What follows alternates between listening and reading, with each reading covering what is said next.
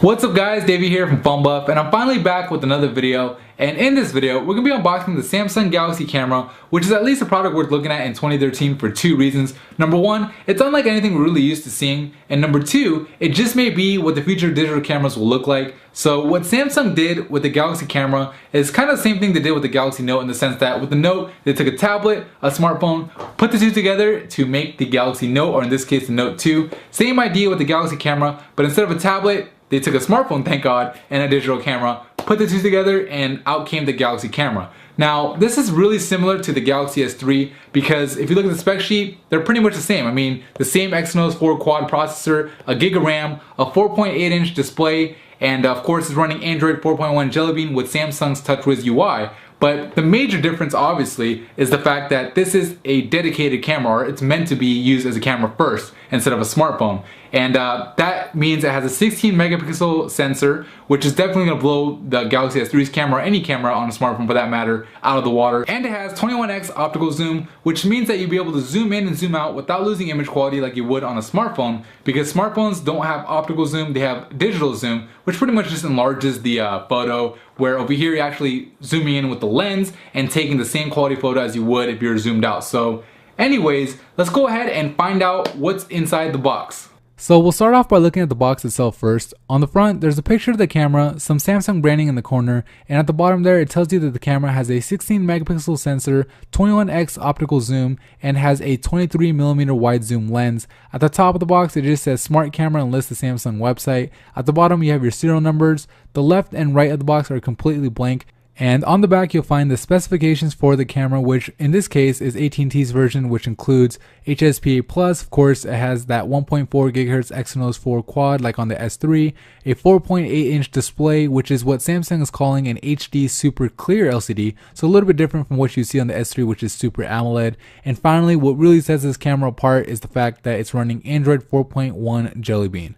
Okay, so we'll go ahead and open up the box by taking out our trusty razor and cutting the two pieces of clear tape on each side. So we'll go ahead and prop off the top cover and set it off to the side.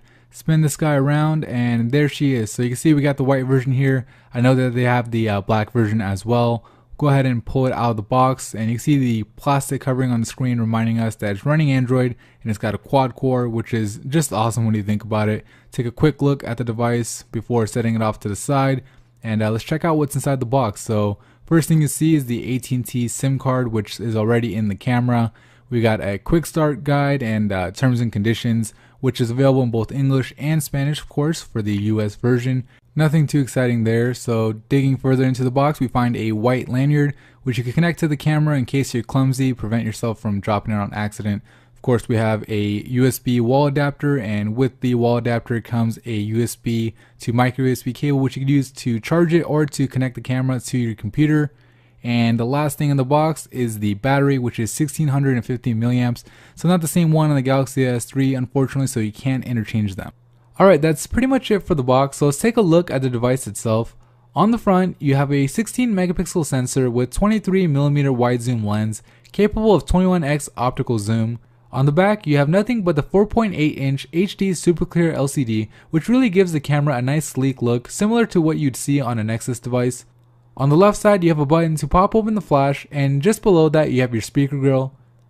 On the right, you have a slot for the lanyard that we saw earlier in the box, your micro USB charging port, and the 3.5mm headphone jack at the top. On the bottom, you have your model numbers, tripod head slot, micro HDMI port, and a cover that opens up to your battery, micro SIM, and micro SD card slots. And finally, on the top, you have the flash that pops open that we mentioned earlier, a power/standby button, and of course the shutter button with a ring around it that lets you zoom in and out. When you first turn the camera on, you see this boot up animation, which is a little bit different from what you'd see on the Galaxy smartphones and tablets. After the boot up animation, you're taken to the setup screen, which is surprisingly only 2 screens you have to go through before you can access the camera, which is much appreciated. When you do finally get to the home screen, you'll notice that it looks very similar to the Galaxy S3's. Of course, big difference here is that the camera shortcut shows up on all your home screens. App launcher for the most part looks the same, just as everything else does. The biggest difference here is the camera app itself. This isn't the camera app from the Galaxy S3 or any other Android phone for that matter. You get a whole bunch of shooting modes that you could choose from, and for example, I'll go ahead and choose best phase, and it'll shoot in that mode being optimized for whatever you want it to do. If you don't like those, you can go to expert mode and customize it yourself. You could change your shutter speed, you could change your exposure values, and you could change your ISOs, which is really nice because you ultimately get complete control over how your photo looks. And when you're spending this much money on a camera, you wouldn't really expect anything less. So I'm glad that Samsung included it. Okay, before we wrap up this video, there are a couple of things I want to show you guys. One is that you can control the volume from the zoom in and zoom out toggle over here, which is nice because there isn't a dedicated volume rocker. The other is the way that the flash pops out when you press this button. You can see this pops out like that, you push it right back in, and it makes a pretty satisfying sound as well, which is nice for me at least. At the bottom you have the battery cover, which will go ahead and open up and show you, the battery, the micro SIM and micro SD card slot, which you can easily access, as well as the micro HDMI port if you wanted to connect it to a TV. But that's pretty much it for me in this video. If you found it helpful, please give it a thumbs up and subscribe to the channel if you haven't already. Thank you for watching.